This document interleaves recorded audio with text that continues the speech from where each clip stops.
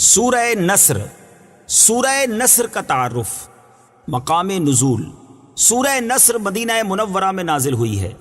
آیات، کلمات اور حروف کی تعداد: اس صورت میں ایک رکوع، 3 آیتیں، 17 کلمے اور 77 حروف ہیں۔ نصر نام رکھنے کی وجہ: عربی میں مدد کو نصر کہتے ہیں اور اس صورت کی پہلی آیت میں یہ لفظ موجود ہے۔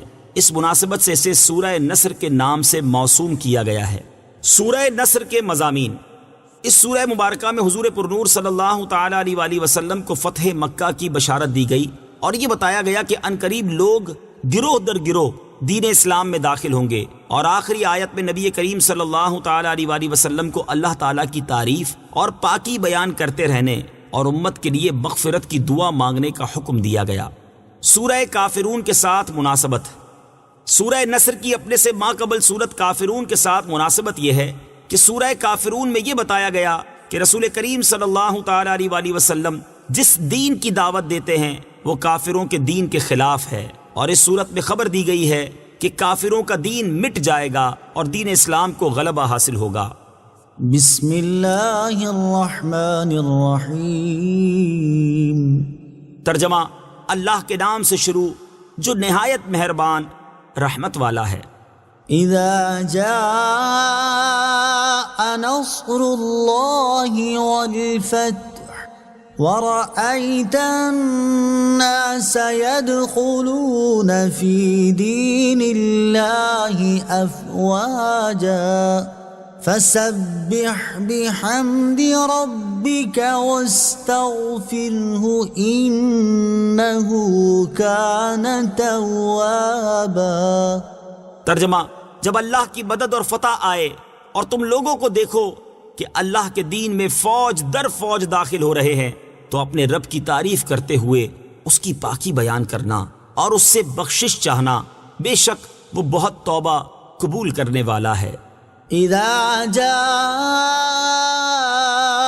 نصر اللہ والفتح، جب اللہ کی مدد اور فتح آئے۔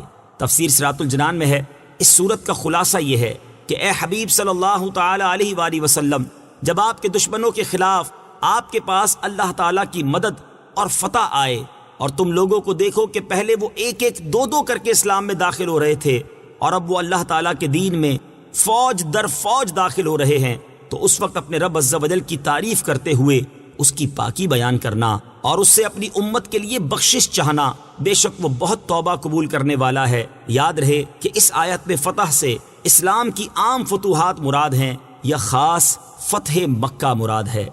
سورہ نصر کی آیت نمبر 2 سے حاصل ہونے والی معلومات: اس آیت سے 6 باتیں معلوم ہوئی۔ نمبر 1، صحابہ اکرام رضی اللہ تعالی عنہم کی تعداد 5 یا 7 نہیں بلکہ ہزاروں میں ہے۔ نمبر 2، فتح مکہ کے موقع پر اور فتح مکہ کے بعد ایمان لانے والوں کا ایمان قبول ہوا۔ اس میں حضرت ابو سفیان، حضرت امیر معاویہ اور حضرت وحشی رضی اللہ تعالی عنہم سب ہی شامل ہیں۔ نمبر 3، یہ لوگ بعد میں بھی دین پر قائم رہے کیونکہ ان کا دین میں داخل ہونا اس آیت سے ثابت ہے، لیکن دین سے نکل جانا کسی دلیل سے ثابت نہیں۔ نیز اگر یہ لوگ مرتد ہونے والے ہوتے تو اللہ تعالیٰ ان کے ایمان کو اس شاندار طریقے سے بیان نہ فرماتا۔ نمبر 4، اس آیت میں غیبی خبر دی گئی ہے۔ یہ غیبی خبر فتح مکہ کے موقع پر پوری ہوئی اور لوگ مختلف جگہوں سے تاجدار رسالت صلی اللہ تعالی علیہ وآلہ وسلم کی غلامی کے شوق میں گروہ در گروہ چلے آتے اور شرف اسلام سے مشرف ہوتے جاتے تھے۔ نمبر 5، حضور پرنور صلی اللہ تعالی علیہ وآلہ وسلم کو اپنی زندگی کی خبر تھی کہ فتح مکہ اور ان واقعات کو بغیر دیکھے ختم نہ ہوگی۔ نمبر 6، رسول کریم صلی اللہ تعالی علیہ وآلہ وسلم کے زمانے میں بڑی سعادت مندی یہ تھی کہ حضور اقدس صلی اللہ تعالی علیہ وآلہ وسلم کی خدمت میں حاضر ہو کر ایمان لایا جائے۔ فسبح بحمد ربک واستغفر، تو اپنے رب کی تعریف کرتے ہوئے اس کی پاکی بیان کرنا اور اس سے بخشش چاہنا۔